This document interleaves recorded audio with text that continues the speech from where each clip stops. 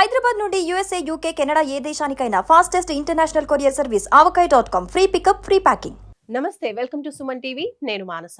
కోరుట్లలో హితీక్ష అనే ఒక 5 ఏళ్ల అమ్మాయిని స్వయాన తన పిన్ని ఎంతో దారుణంగా హత్య చేసి చంపేసింది.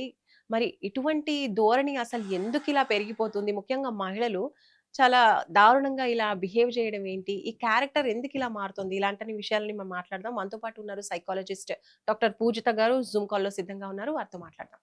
పూజిత గారు, నమస్తే అండి. మ్యామ్, మీరు కూడా చూసుంటారు, 2 రోజుల నుంచి ఈ వార్త చాలా అసలు న్యూస్ లో చూసినప్పటి నుంచి కూడా తల్లిదండ్రులకు ఒక రకమైన భయం. అంటే సొంత కుటుంబ సభ్యుల దగ్గర కూడా మన పిల్లలు వాళ్ళు సేఫ్ గా లేరు అన్న భావన ఈ న్యూస్ చూస్తుంటే అనిపిస్తుంది. సో యాజ్ అ డాక్టర్ మీరేం చెప్తారు ఇలాంటి పీపుల్ గురించి? చాలా దారుణమైన విషయం అండి. ఈ మధ్య కాలంలో విపరీతంగా చూస్తున్నాం.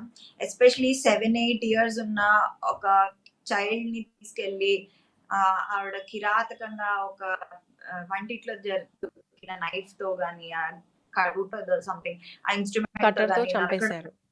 వింటుంటేనే చాలా చాలా వెన్నులో వణుకొచ్చేంత స్పైన్ చిల్లింగ్ గా ఉన్నంత దారుణంగా ఉంది. సో ఇక్కడ మనం మాట్లాడుకోవాల్సింది మెయిన్ గా ఎమోషనల్ రెగ్యులేషన్. సో ఈ మధ్య కాలంలో చూసుకుంటే మనకి అన్ని ఉన్నాయి అందుబాటులో. అంటే ఎలా చంపాలి, ఎలాగా మనం ఏమైనా టాపిక్ మాట్లాడాలి, ఎలాగా కొన్ని విషయాలు కొత్త విషయాలు తెలుసుకోవాలి, ఎలా చదువుకోవాలి, ఎలాగ వంట చేయాలి, ఇవన్నీ మనకి అవైలబుల్ గా ఇంటర్నెట్ లో ఉన్నాయి. టూ మచ్ ఆఫ్ ఇన్ఫర్మేషన్ ఉంది. ప్రతి విషయం మీద టూ మచ్ ఆఫ్ ఇన్ఫర్మేషన్ ఉంది. బట్ ఏం కావాలో ఆ ఇన్ఫర్మేషన్ ఉండట్లేదు.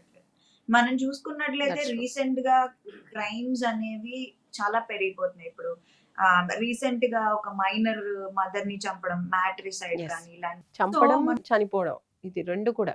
సో ఇక్కడ మనం మాట్లాడుకోవాల్సింది ఒక మనిషికి ఎలాగైతే ఫిజికల్ హెల్త్ ప్రాబ్లమ్స్ వస్తాయో, అంటే స్టమక్ పెయిన్ కానీ, మనకి ఫీవర్ కానీ, ఫ్లూ కానీ, మనకు ఒంట్లో బాగాలేనప్పుడు ఎలా వస్తాయో, మనం టెన్షన్ పడి ఎలాగైతే డాక్టర్ దగ్గరికి వెళ్తామో, ఒక ఫిజిషియన్ దగ్గరికి వెళ్తామో, అలాగే ప్రతి మనిషి కూడా మన భావోద్వేగాలు, అంటే మన తాలూకా emotions, no matter your age, మీ ఏజ్ 20 అవ్వచ్చు, మీ ఏజ్ 18 అవ్వచ్చు, మీ ఏజ్ 30 అవ్వచ్చు, 40 అవ్వచ్చు, 60 అవ్వచ్చు, మీ భావోద్వేగాలు కానీ, అంటే మన భావోద్వేగాలు, కోపం, ద్వేషం, జెలసీ, అంటే ఈర్ష్య, అసూయ, విపరీతమైన కోపం, విపరీతమైన జాలి, విపరీతంగా ఏడవడం, విపరీతంగా అంటే గోడను బద్దలు కొట్టేసి ఫోన్ ఇరగొట్టేయాలి అన్నంత కోపం రావడం. సో ఈ ఎమోషన్స్ అనేవి, మన భావోద్వేగాలు అనేవి ఎప్పటికప్పుడు మనం చెక్ లో ఉంచుకోవాలి. అంటే మన భావోద్వేగాన్ని మనం కంట్రోల్ చేసుకోగలుగుతున్నామా, అవి ఏమైనా ఓవర్ గా అయిపోతున్నాయా, మనం ఏమైనా ఇంకెవరి మీద కక్ష కట్టేస్తున్నామా, అదొక మితి మీరిపోయినంత దారుణంగా అయిపోతుందా.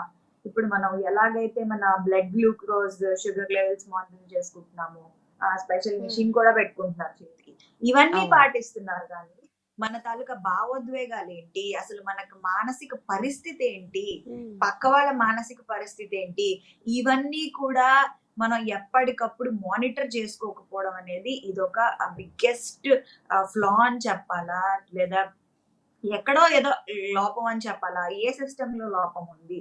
సో నేను ఇది ఒక ప్లాట్ఫామ్ గా తీసుకొని చెప్పేది ఏంటంటే, డెఫినెట్లీ ఆవిడ ఇలాంటివి అంటే ఇంత దారుణమైన కాదు, చిన్న చిన్నవేవో ఆవిడ ఇంట్లో చూపించే ఉంటుంది. అంటే behavioural symptoms or risk factors అంటాం.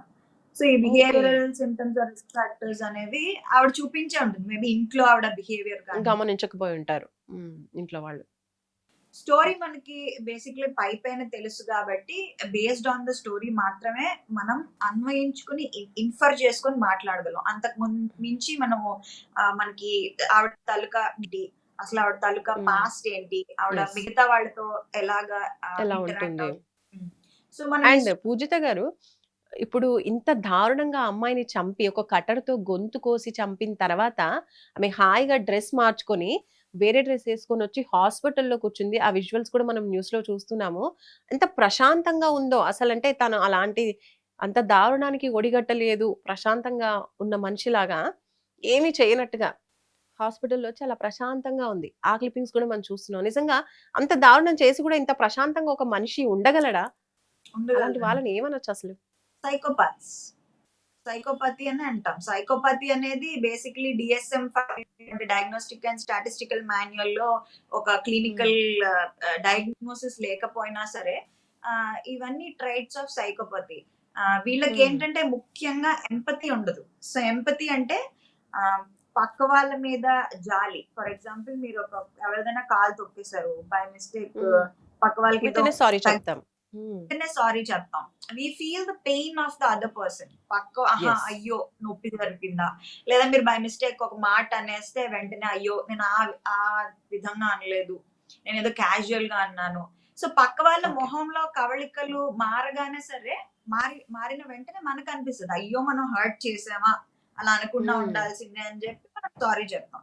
సో ఈ ట్రేట్ అనేది ఈ సైకోపాత్స్ లో ఉండదు. Especially mostly wrongly used word of this generation ఏంటంటే NPD, నార్సిసిస్టిక్ పర్సనాలిటీ డిసార్డర్ ఉన్న వాళ్ళలో ఉండదు. BPD యాజ్ యూజువల్ మనం మాట్లాడుకుంటాం. BPD అంటే బైపోలార్ ఉన్న వాళ్ళకి ఏంటంటే 2 టైప్స్ ఆఫ్ మూడ్ స్వింగ్స్ ఉంటాయి. ఒకటి హై ఫుల్ ఆఫ్ ఎనర్జీ, ఏదైనా చేసేయగలం ప్రపంచంలో, ఏదైనా ఉద్ధరించేయగలం అనేది ఒక ఫేజ్. ఇంకొక అదర్ ఫేజ్ ఏంటంటే విపరీతంగా నీరసంగా ఉండడం, ఏమీ చేయలేకపోవడం. సో ఇదొక ఫేజ్ అన్నమాట. సో BPD లో ఉన్న వాళ్ళు క్రైమ్ రేట్స్ మనము రీసెర్చ్ కనుక తీసుకున్నట్లయితే, రీసెర్చ్ అండ్ క్రైమ్ రికార్డ్స్ కానీ దాని తాలూకా స్టాటిస్టిక్స్ కానీ తీసుకున్నట్లయితే ఈ BPD బార్డర్ లైన్ పర్సనాలిటీ ఉన్న వాళ్ళు విపరీతంగా క్రైమ్ కమిట్ చేస్తారు. సో ఇక్కడ ఈ పర్టికులర్ సిచ్యుయేషన్ లో ఆవిడకి మానసిక రుగ్మత ఎంత లెవెల్లో ఉంది, అసలు మానసిక రుగ్మత ఉందా లేదా, ఇంపల్సివిటీతోనే చేస్తున్నారు ఈ మధ్య. అంటే క్షణికావేశం, మనకు వచ్చిన ఆవేశాన్ని గాని ఎమోషన్ ని గాని కంట్రోల్ చేసుకోలేకపోవడము. కాకపోతే ఇక్కడ it is pretty much planned. So ఆవిడ ఎంత మెంటలీ ఫ్లాడ్ అనాలా, ఎంత మెంటలీ సిక్ అనాలా, they commit these kind of mistakes. వీళ్ళకండి కంపార్ట్మెంటలైజేషన్. సో వీళ్ళకి ఏంటంటే ప్రపంచానికి ఒక మొహం ఉంటది, వేరే వాళ్ళ లోపల ఇంకొకటి ఉంటుంది. సో మనం చూసుకున్నట్లయితే బయటకు కనిపించడం ఒకటి, లోపల ఉన్నది ఒకటి. మనం చూసుకున్నట్లయితే ఆవిడ వెంటనే మా పిల్లని చంపేసి కుటుంబ సభ్యులతో వచ్చి మళ్ళీ ముసలి కన్నీరు కార్చడం అనేది నేను విన్నాను ఆ story. So that is clear cut example ఎంత నాక్ అనేది. అండ్ పోలీసుల విచారణలో కూడా తను చెప్పింది ఏంటంటే, ఇప్పుడు చనిపోయిన అమ్మాయి హితీక్ష ఉంది కదా, ఆమె మీద కోపం ఏం లేదు, కానీ వాళ్ళ తల్లి ఎవరైతే ఉన్నారో తన పైన కోపంతో తన మీద కక్ష సాధించాలనే ఉద్దేశంతో వాళ్ళ కూతురైన హితీక్షని చంపేసింది ఈమె దారుణంగా. అండ్ అలాగే అంతకుముందు చూసినట్లయితే ఈ చంపడం కన్నా ముందు ₹1,00,000 బెట్టింగ్ లో పెట్టి తను పోగొట్టుకుంది ఇప్పుడు చంపినటువంటి మమత అనేటువంటి వ్యక్తి. అదేనండి, ఇప్పుడు ఆమెకి బెట్టింగ్ అన్నారు కదా, సో వెంటనే కావాలి ఆవిడకి ఇమ్మీడియట్ ఇన్స్టెంట్ గ్రాటిఫికేషన్. ఇన్స్టెంట్ అంటే ప్రతిదీ నేను చెయ్యగానే టక్కుమని రిజల్ట్ వచ్చేయాలి, నేను అనుకున్నదే వచ్చేయాలి, నేను అనుకున్నది జరిగిపోవాలి.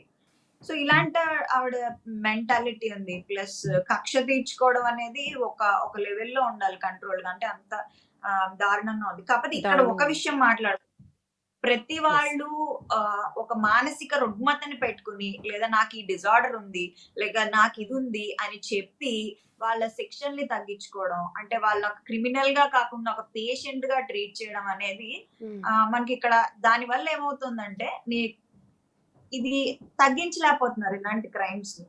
అంటే మేము చేసిన పెరిగిపోతుంది దీనివల్ల. పేషెంట్ గా చూస్తారు, మాకు ఒక డిజార్డర్ ఉండడం వల్ల ఇలా చేసాం, ఇది ఒక బిగ్గెస్ట్ డిఫెన్స్ అయిపోతుంది. సో ఈ మెంటల్ హెల్త్ యాక్ట్స్ కూడా ఎలా ఉంటాయంటే, వాళ్ళు ఈ రుగ్మతతో సఫర్ అవుతుంటే ఓకే శిక్షలో తగ్గించాలి, దే ఆర్ నాట్ ఇప్పుడు ఇంటాక్సికేటెడ్ గా, అంటే తాగినప్పుడు ఏదైనా తప్పు చేస్తే ఎలాగా అది ఒక డిఫెన్స్ అవుతుందో, ఇది కూడా ఒక డిఫెన్స్ అయిపోతుంది. సో అలా కాకుండా ఓకే ఆవిడని ఇప్పుడు సైకాలజిస్టో సైకియాట్రిస్టో చూపిస్తారు, ఆవిడ మెంటల్ హెల్త్ ఏంటో తెలుస్తుంది, తర్వాత ఇవన్నీ తర్వాత చేయడం కాదు, మనం ముందు నుంచే చేసుకోవాలి. ఇప్పుడు అదొక ఆవిడకి ఒక ప్లస్ పాయింట్ కింద అవుతుంది, ఆవిడ ఏమైనా ఇలాంటి ప్రాబ్లమ్స్ ఉండి కమిట్ చేస్తే. సో మనం ఒక విషయం జనాలకి తెలియాల్సిన విషయం ఏంటంటే, ఇలాంటి పనులు చేస్తే, క్రైమ్స్ చేస్తే డెఫినెట్లీ శిక్ష అనేది ఉంటుంది అనేది definitely it is the need of the hour. ఎందుకంటే ఇప్పుడు మనం మంచిగా చెప్తాం అనుకోండి, చాలా సార్లు చెప్తానే ఉన్నాం, అవేర్నెస్ కల్పించాలి, mental health assessments 360 degrees mental health assessments చేయించుకోవాలి, మీరు చేయించుకోవాలి, చుట్టుపక్కల వాళ్ళన్నా చేయించాలి. చిన్న చిన్న behavioural warning signs or risk factors ఉంటాయి. అవి మనం గమనించాలి, జాగ్రత్తగా ఉండాలి. ఎన్ని చెప్పినా సరే జరుగుతూనే ఉన్నాయి. సో తస్మాత్ జాగ్రత్త, మనం జాగ్రత్తగా ఉండాలి. దాంతో పాటు ఈ క్రైమ్స్ ఏవైతే ఉన్నాయో దాని వల్ల శిక్షలు ఏవైతే ఉన్నాయో కొంచెం కఠినపరచాలని నా విన్నపం. And also that is needed. Yes ma'am. Thank you so much అండి. Thank you doctor garu. Thank you. So చూసారు కదండి, డాక్టర్ గారు పూజిత గారు తన ధోరణి తెలియజేశారు. ఇలాంటివన్నీ కూడా ఎందుకు జరుగుతూ ఉంటాయంటే వాళ్ళలో ఉన్నటువంటి డిజార్డర్ వల్ల, ఒక సైకిక్ మెంటాలిటీ వల్ల ఇలాంటివి జరుగుతూ ఉంటుంది. అయితే ఆ సైకిక్ మెంటాలిటీ ఏదైతే ఉందో అది ఓవర్ అయిపోయినట్టు, అంటే వాళ్ళు కంట్రోల్ చేసుకోలేని సిచ్యువేషన్లో వచ్చినప్పుడే ఇలాంటి దారుణమైన సంఘటనలు జరుగుతూ ఉంటాయి. కాబట్టి మెంటల్ హెల్త్ అనేది ఎప్పటికప్పుడు ప్రతి ఒక్కరు కూడా చెక్ చేసుకుంటూ ఉండాలి. మన పొజిషన్ ఏ విధంగా ఉంది, ఎమోషన్స్ని కంట్రోల్ చేసుకునే స్టేజ్లో ఉన్నామా లేదా, ఇవన్నీ కూడా అబ్జర్వ్ చేయాల్సిన అవసరం ఉంది. సో దట్ ఫ్యూచర్లో ఇలాంటి దారుణాలు జరిగి బాధపడే అవసరం లేకుండా జాగ్రత్త పడే అవకాశం ఉంటుందని తెలియజేస్తున్నారు. చూస్తూనే ఉండండి సుమన్ టీవీ. నమస్తే.